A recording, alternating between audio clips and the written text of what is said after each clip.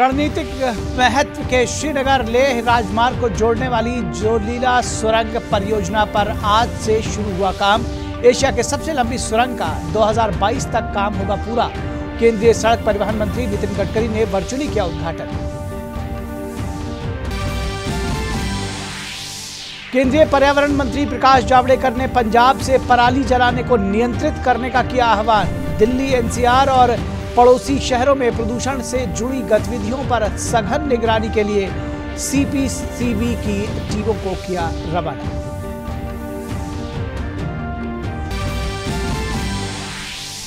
मौसम विभाग ने पश्चिमी महाराष्ट्र और कोंकण क्षेत्र में भारी वर्षा की दी चेतावनी। एनडीआरएफ की एक टीम लातूर और सोलापुर में तैनात। तेलंगाना और आंध्र प्रदेश में भारी बारिश और बाढ़ से 20 से ज्यादा लोगों की मौत। प्रधानमंत्री ने दोनों राज्यों के मुख्यमंत्रियों से बात कर हालात की ली जानकारी। केंद्र की ओर से हर संभव मदद का दिया भरोसा। राष्ट्रपति ने भारत रत्न डॉक्टर अब्दुल कलाम को 89वीं जयंती पर दी श्रद्धांजलि। प्रधानमंत्री नरेंद्र मोदी ने कहा, राष्ट्र के विकास में एक वैज्ञानिक और राष्ट्रपति के तौर पर डॉक्टर कलाम के योगदान को नहीं भुलाया जा सकता।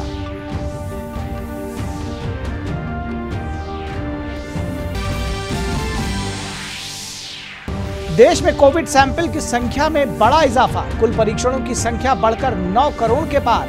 हाल के दिनों में भारत में ठीक होने वाले लोगों की संख्या संक्रमितों से ज्यादा। रिकवरी दर बढ़कर 87.36%।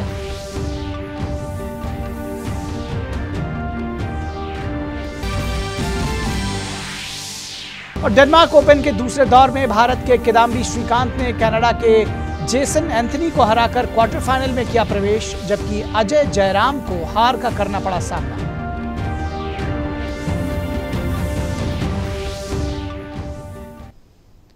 नमस्कार, डीडी न्यूज के इस बुलेटिन में आप सभी का स्वागत है। मैं हूं निखिल सिंह और आइए देखते हैं खबरों को अब विस्तार से। केंद्रीय मंत्री नितिन गडकरी ने जोजिला सुरंग के निर्माण की शुरुआत आज से कर दी गई है। केंद्रीय मंत्री नितिन गडकरी ने जोजिला टनल में निर्माण कार्य के लिए वर्चुअली पहला ब्लास्ट किया है। 14.5 किलोमीटर लंबी जोजिला सुरंग भारत की सबसे लंबी सड़क सुरंग और एशिया की सबसे लंबी द्विदिशा वाली सुरंग है। यह परियोजना लद्दाख के लोगों को हर मौसम में कनेक्टिविटी देने के वादे को पूरा करेगी। इस सुरंग के बनने से इस क्षेत्र की सामाजिक, सांस्कृतिक और आर्थिक स्थिति मजबूत होगी। सर्दियों के मौसम में भी लोग लद्दाख जा सकेंगे, जिससे पर्यटन उद्योग को बढ़ावा मिलेगा। इस समय श्रीनगर और लेह के बीच साल में सिर्फ 6 महीने ही आवाजाही हो पाती है। इस टनल के बनने के बाद साल भर आवागमन हो सकेगा। अभी जोजिला दर्रे को पार करने में 3.5 घंटे लगते हैं, लेकिन इस सुरंग के बन जाने से ये दूरी महज 15 मिनट में तय की जा सकेगी। इससे समय और ईंधन दोनों की बचत होगी। टनल के निर्माण में स्थानीय युवाओं को रोजगार के अवसर मिल सकेंगे। जोजिला दर्रे को बाईपास करने के लिए बनाई जा रही सुरंग के डिजाइन में आमूलचूल बदलाव किया गया है। सुरंग की लागत कम करने के लिए स्केप टनल का प्रावधान हटाया गया है। एक ही बड़ी टनल बनेगी, जिसमें 2 तरफा लेन से वाहन गुजर सकेंगे। टनल में वाहन 80 किलोमीटर प्रति घंटे की रफ्तार से फर्राटा भर सकेंगे।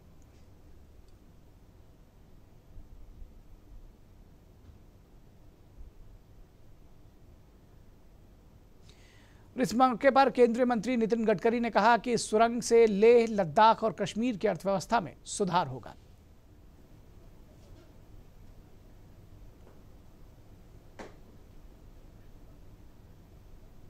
आज मुझे लगता है कि इसकी शुरुआत होने से निश्चित रूप से लद्दाख और लेह की और कश्मीर की इकोनॉमी बदलने में इसका उपयोग होगा।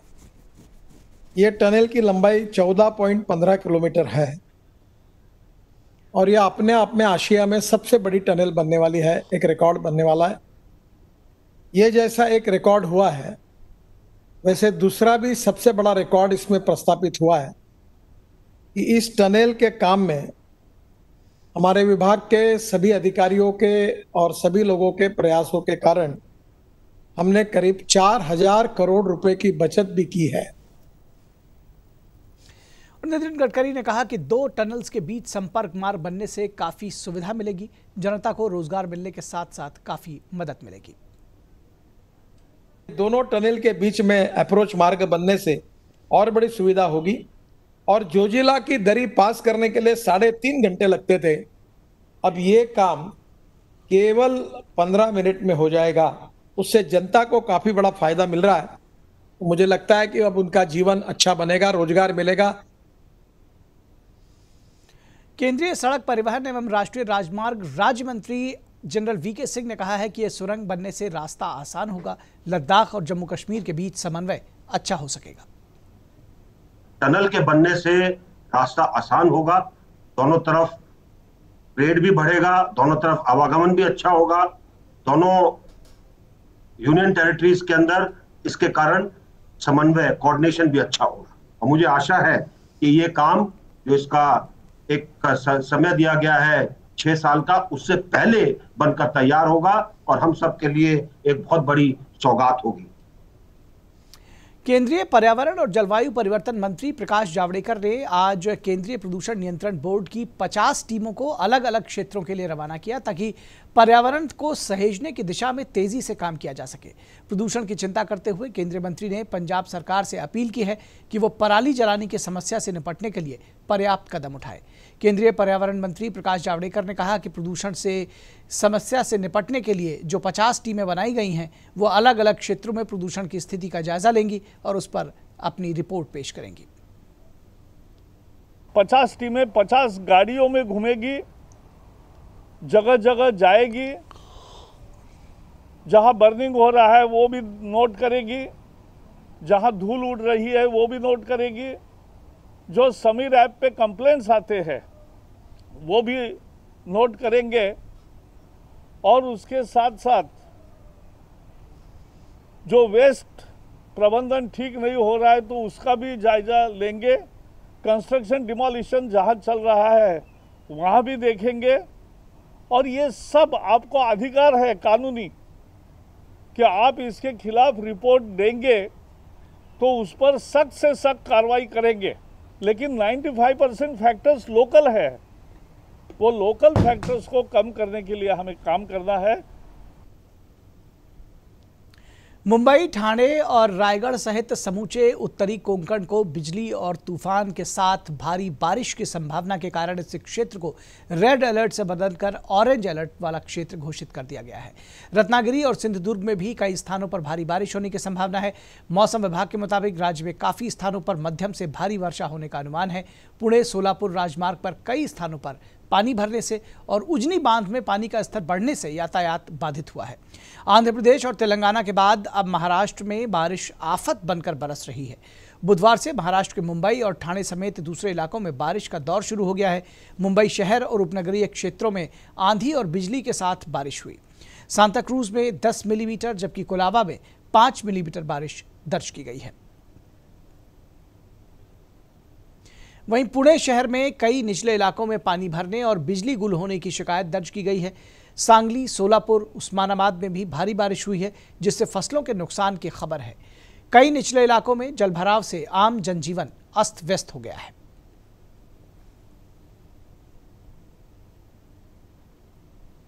और पुणे के इंदापुर में एक शख्स को पानी के तेज बहाव में वो बह रहा था और ये देखकर स्थानीय लोग उसकी मदद के लिए आगे आए। फिर लोगों ने जेसीबी मशीन की मदद से उस शख्स की जान बचाई। और आंध्र प्रदेश में भी लगातार बारिश से बाढ़ जैसी स्थिति पैदा हो गई है। भारी बारिश के चलते 98 गांव पानी में डूब गए हैं।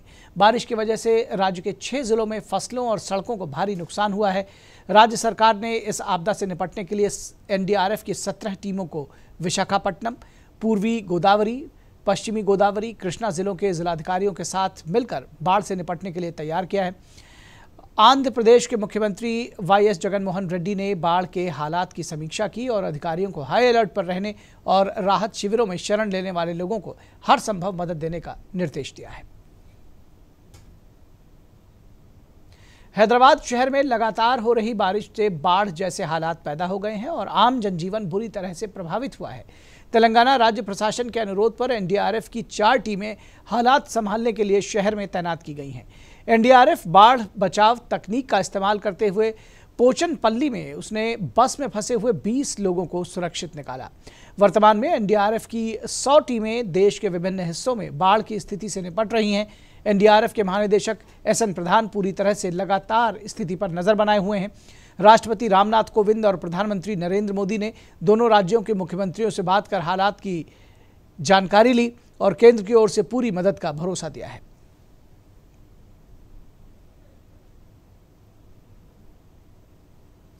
और बुलेटिन में फिलहाल यहां रुकेंगे एक छोटे से ब्रेक के लिए, लेकिन आप कहीं मत जाइएगा, हम जल्द हाजिर होंगे।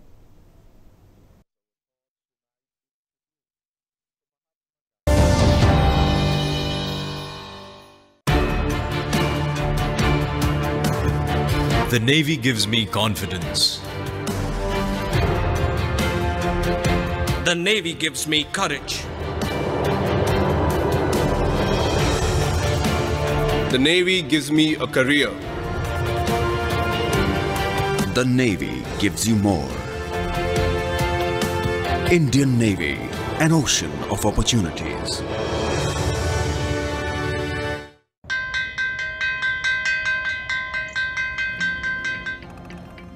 पहला अक्षर रट लो तो वह से एक विद्वान होगा।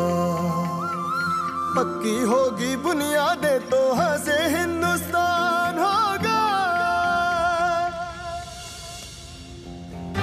पहले करो शुरुआत करो, करो तो पक्की बात करो। वंडर सीमेंट, एक परफेक्ट शुरुआत। ब्रेक के बाद एक बार फिर आप सभी का स्वागत है। कोरोना काल में पहला चुनाव बिहार में होने जा रहा है और सभी तरह की सावधानी बरतते हुए सभी राजनीतिक दल चुनावी समर में उतर चुके हैं। इस बार नेता वर्चुअल रैली करके मतदाताओं को लुभाने की कोशिश कर रहे हैं। आज के चुनाव प्रचार की अगर बात करें तो बीजेपी अध्यक्ष जेपी नड्डा रोहतास के काराकाट में रैली उन्होंने की। इसके अलावा जेपी नड्डा विक्रमगंज, गोह और औरंगाबाद में भी चुनावी सभाएं कर रहे हैं। जेपी नड्डा ने काराकाट की रैली में आरजेडी पर सीधे सीधे निशाना साधा। उन्होंने कहा कि आरजेडी के शासन में बिहार में अपराधियों का बोलबाला था, लेकिन नीतीश कुमार के सुशासन में अपराधी अब जेलों में बंद हैं। जो आरजेडी वाले नया नक्शा लेकर के आए हैं और आजकल वो विकास की बात करने लगे हैं, उनको धन्यवाद देना चाहिए कि मोदी जी ने उनको भी विकास समझा दिया। उनको भी समझ में आ गया कि विकास बिहार की आकांक्षा। लेकिन ये याद रखना, ये वही दल है जिसने आज का जो डीजीपी है उसको गोली चलाने वाला शहाबुद्दीन, ये तब तक बचा रहा जब तक लालू राज रहा। जब नीतीश आया तब शहाबुद्दीन जेल के पीछे गया, ये याद रखना। अगर उजाले की इज्जत करनी है तो अंधेरे की कठिनाई को याद रखना चाहिए। अगर विकास देखना है तो ऐसे विकास के दुश्मनों को भी पहचानना जरूरी होता है।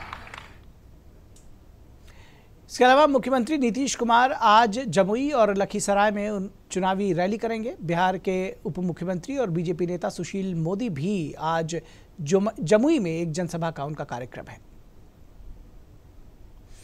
और बीजेपी अध्यक्ष जेपी नड्डा ने रोहतास के काराकाट में रैली की। जेपी नड्डा विक्रमगंज, गोह और औरंगाबाद में भी चुनावी सभाएं करेंगे। जैसा कि हमने आपको बताया तो पक्ष और विपक्ष दोनों तरफ से लगातार जनसभाएं की जा रही हैं और जनता के बीच में वोट मांगने की कोशिश की जा रही है, उन्हें रिझाने की कोशिश की जा रही है। चुनाव अपने पूरे शबाब पर है।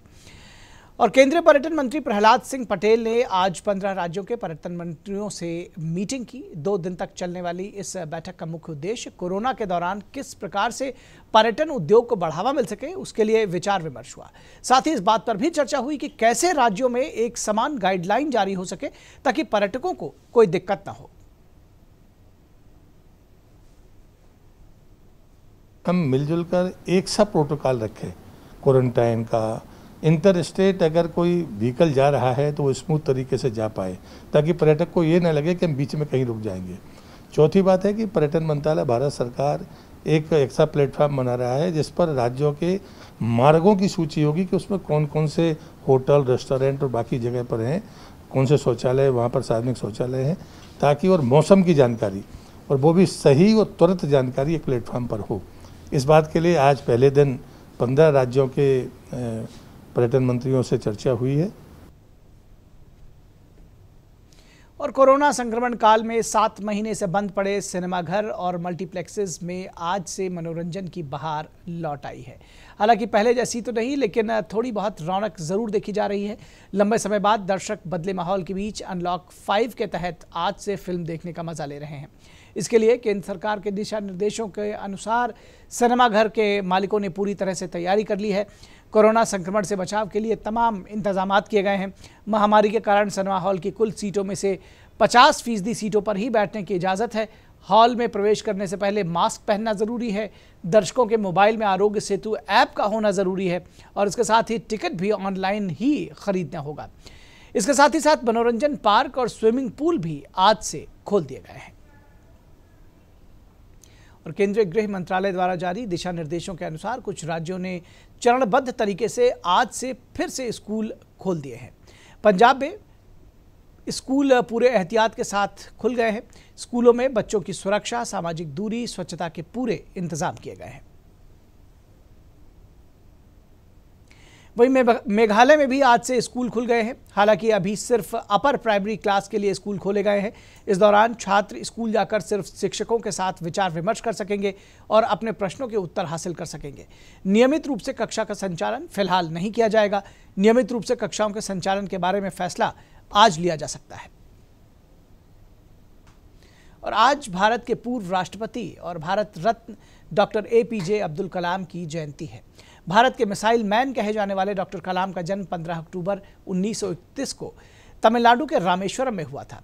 बेहद सहज और सरल व्यक्तित्व वाले मृदुभाषी कलाम की अगुवाई में रक्षा अनुसंधान और विकास संगठन ने सबसे ज़्यादा घातक और मारक हथियार प्रणालियों का देश में ही विकास किया। वे 2002 से 2007 तक भारत के 11वें राष्ट्रपति रहे। उन्हें 1997 में देश के सर्वोच्च नागरिक सम्मान भारत रत्न से भी नवाजा गया था। वे देश के युवाओं को देश की सच्ची पूंजी मानते थे और बच्चों को हमेशा बड़े सपने देखने के लिए प्रेरित करते थे। प्रधानमंत्री नरेंद्र मोदी ने डॉक्टर कलाम की जयंती पर उन्हें नमन किया। पीएम ने अपने ट्वीट संदेश में कहा कि एक वैज्ञानिक या फिर भारत के राष्ट्रपति के तौर पर राष्ट्र के विकास के प्रति उनके अमिट योगदान को कभी देश भुला नहीं सकता। उनकी जीवन यात्रा लाखों लोगों को ताकत देती है। साथ ही पीएम मोदी ने इसमें एक वीडियो संदेश भी साझा किया।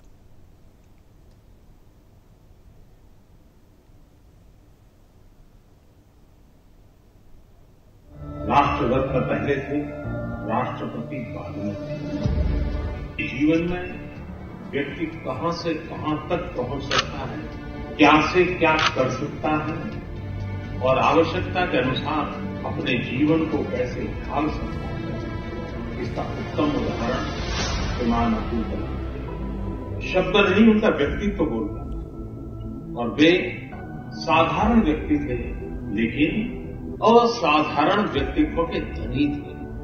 डॉक्टर APJ अब्दुल कलाम कहा करते थे, the purpose of education is to make good human beings with skill and expertise.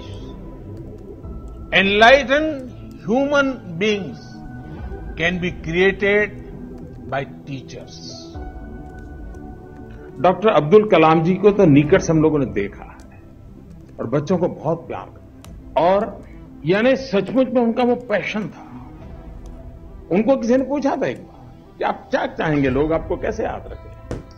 तो डॉक्टर अब्दुल कलाम जी ने कहा कि लोग मुझे अगर याद रखना है तो टीचर के रूप में याद रखें। राष्ट्रपति पद से मुक्त होने के दूसरे ही दिन वे चेन्नई चले गए और चेन्नई में जाकर के क्लासरूम में बच्चों को पढ़ाना शुरू कर दिया और जीवन के अंतकाल में भी विद्यार्थियों के साथ अपने विचारों का विमर्श करते करते ही उन्होंने अपना देह छोड़ दिया। यानी ये भीतर शिक्षक के प्रति अपने आप में संजोया हुआ समर्पण भाव कितना उत्तम होगा कि जिसके कारण वे एक पल भी जीवन में विद्यार्थी से अलग नहीं हो पाए, विद्या के मार्ग से अलग नहीं हो पाए और हर पल नई प्रतिभाओं को खोजते रहे। और कोरोना के खिलाफ सरकार के सख्त कदमों की मदद से बेहतर नतीजे सामने आ रहे हैं। स्वास्थ्य और परिवार कल्याण मंत्रालय के मुताबिक देश में कोरोना वायरस महामारी से संक्रमित लोगों में से अब तक 63,83,000 से ज़्यादा मरीज स्वस्थ हो चुके हैं। पिछले 24 घंटों में 81,514 कोरोना के मरीज ठीक हुए हैं, जिसके बाद देश में रिकवरी रेट बढ़कर 87.36% हो गया है। वहीं देश में कोविड से मृत्यु दर घटकर 1.52% रह गई है।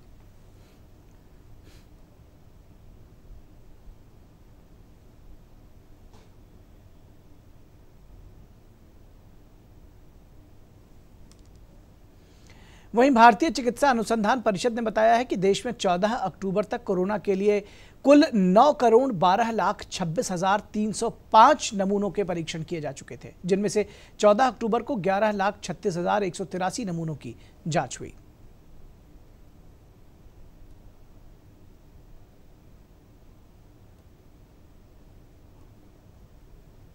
और वित्त मंत्रालय ने मीडिया के कुछ हिस्से से प्रसारित उस समाचार को गलत करार दिया है जिसमें दावा किया गया था कि अटॉर्नी जनरल ने वोडाफोन मध्यस्थ पंचाट के फैसले के खिलाफ अपील नहीं करने के पक्ष में राय दी है।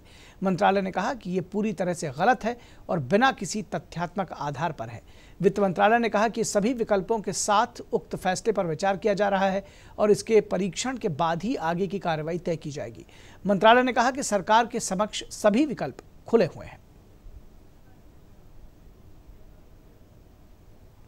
और दिल्ली एनसीआर में प्रदूषण के स्तर को बढ़ाने में पारंपरिक ईंट भट्ठों की भी बड़ी भूमिका रही है, लेकिन अब जिगजैग की नई तकनीक से ईंट भट्ठों से होने वाले प्रदूषण को काफी कम किया जा रहा है। देखिए ये रिपोर्ट।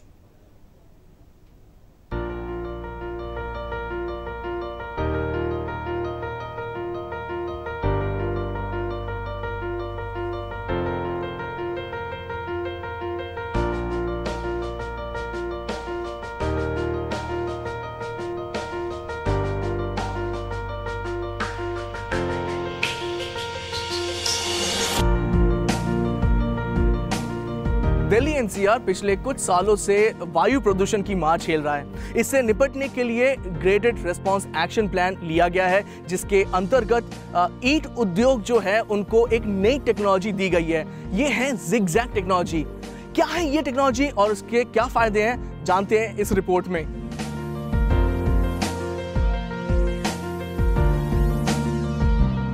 अधिकतर विकासशील देशों में मिट्टी की पकी ईंट निर्माण सामग्री के तौर पर प्रचलित है और इसे आज भी पारंपरिक तकनीक और साधारण विधि के जरिए तैयार किया जाता है। हालांकि इनमें से कुछ विधियों से पर्यावरण पर प्रतिकूल प्रभाव पड़ता है, लेकिन भारत में अब जिगजैग तकनीक जैसे नवाचार ने प्रदूषण की मात्रा को कम किया है।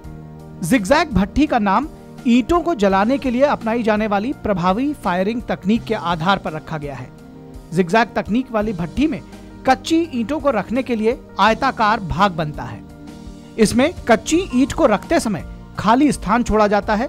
इससे वायु का प्रवाह अच्छा हो जाता है, जिसके चलते ईंधन के जलने और आग के फैलने की दर काफी बेहतर हो जाती है और भट्ठी के हर भाग में तापमान समान रहता है। इस तकनीक का मुख्य लाभ ऊर्जा खपत को कम करने के साथ प्रदूषक उत्सर्जन को भी करीब 30% तक कम करना है। पिछले 2 वर्षों में इस भट्टा उद्योग के व्यवसाय में एक आश्चर्यजनक रूप से औद्योगिक क्रांति आई है। उसी के चलते हुए प्रदूषण विभाग द्वारा जो नई पाबंदियां भट्टा उद्योग पर लगाई गईं, उसी के तहत जिगजैग हाइड्राफ्ट टेक्नोलॉजी के आधारित भट्टों का निर्माण हुआ है। प्रत्येक भट्टे में लगभग 50 से 60 लाख रुपए के लागत लगाकर भट्टों का निर्माण किया गया है। उससे प्रदूषण निश्चित तौर पे हाफ हो गया है। जितना प्रदूषण पहले होता था उससे लगभग आधा प्रदूषण आज की तारीख में भट्टों के द्वारा होता है। एमएसएमई के क्षेत्र में ईंट भट्ठा उद्योग सबसे बड़ा रोजगार प्रदाता है। भारत में 2017 में ईंट भट्ठों के मालिकों द्वारा जिगजैग तकनीक को अपनाने के बाद से इस उद्योग में बड़ा बदलाव आया है। इस तकनीक से 2 बड़े लाभ हुए हैं। इससे ईंधन की लागत में कमी आई है और ईंटों की गुणवत्ता काफी बेहतर हुई है। साधारण विधि की तुलना में इस तकनीक के माध्यम से अव्वल ईंटों का प्रतिशत बहुत अधिक है। तापस भट्टाचार्य की रिपोर्ट, डीडी न्यूज।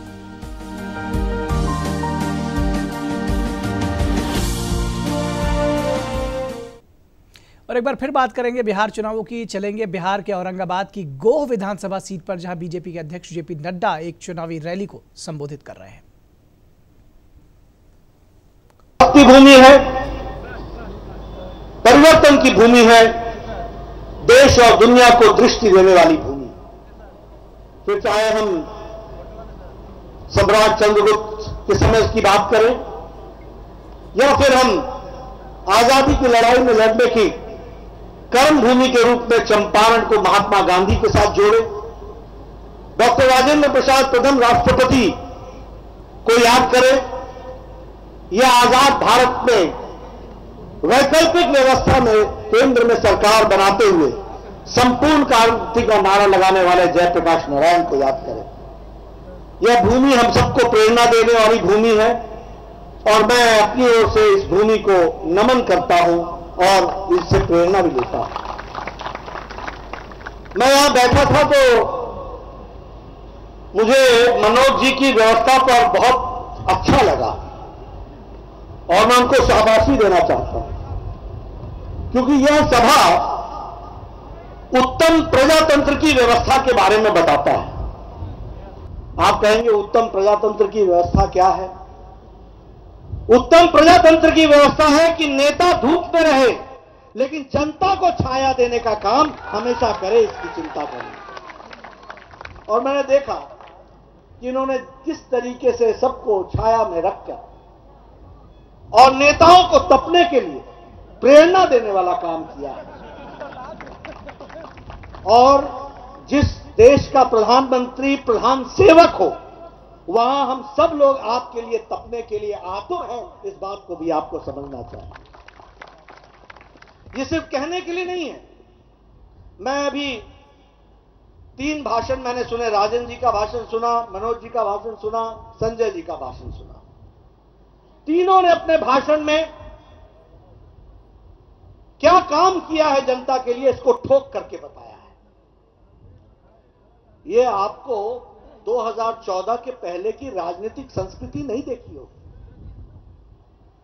2014 के पहले लोग बोलते थे वायदे तो वादा खिलाफी के लिए होते। 2014 के पहले हम बोला करते थे, एक राजनीति में कहा गया था वादा निभाया तो क्या किया, वादा तोड़ना ही काम था। और चुनाव किस आधार पर होता था? ये फलाना जाति का है, ये फलाना मजहब का है, ये फलाना है, ये अगड़ा है, ये पिछड़ा है, ये दाएं वाला, ये बाएं वाला। रिपोर्ट कार्ड लेकर के जनता के बीच में जाने का काम किसी ने सिखाया तो नरेंद्र मोदी जी ने सिखाया है। इस बात को हमको समझना चाहिए। इसलिए मनोज जी भी आए, राजन जी भी आए, सबने, हमारे संजय जी ने आपके सामने छाती ठोक करके जो काम किया है उसको बताने का प्रयास किया है। यही फर्क है। कोई राजद वाला ये नहीं करेगा, कोई कांग्रेस पार्टी वाला नहीं करेगा। कांग्रेस पार्टी वाले को इधर दिखाओगे तो बोलेगा वो बहुत अच्छा है, बात को बदलेगा।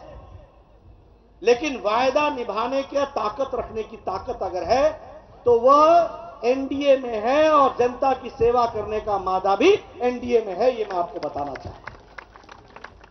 आज हम बिहार के चुनाव में आए हैं, मैं भी छाती ठोक कर ये कह सकता हूं कि हमारे प्रधानमंत्री श्री नरेंद्र मोदी जी ने 5 साल पहले 1,25,000 करोड़ रुपए का पैकेज दिया था बिहार को। उस समय हमारे विरोधी उसका मजाक बना रहे थे, उन समय उनका मजाक बनाया इस बात का। और मुझे याद है कि लालू जी तो अपने भाषा में किस तरीके की भाषा बोलते हैं। आज मैं आपको बताना आया हूं कि मोदी जी का 1,25,000 करोड़ के ऊपर 40 लाख करोड़ और दिया है बिहार के विकास के लिए। इसको भी हमको समझना चाहिए। क्या रेलवे, क्या रोड, क्या शिक्षा, क्या स्वास्थ्य। स्वास्थ्य का तो मंत्री मैं ही रहा। 2 एम्स दिए, all India institute of medical sciences. आजादी के बाद आपके पास एक मेडिकल कॉलेज था, वो भी अंग्रेजों के जमाने का, Prince of Wales medical college, Patna medical college.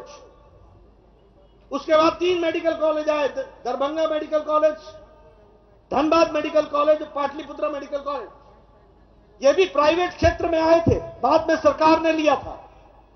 2014 से लेकर के 2020 6 साल के अंदर 11 मेडिकल कॉलेज दिए हैं। आज बिहार में 14 मेडिकल कॉलेज खुले। तो आप देख रहे थे सीधा प्रसारण औरंगाबाद के गोह से, जहां पर बीजेपी अध्यक्ष जेपी नड्डा एक चुनावी रैली को संबोधित कर रहे थे। तो इस बुलेटिन में बस इतना ही, इजाजत दीजिए, नमस्कार।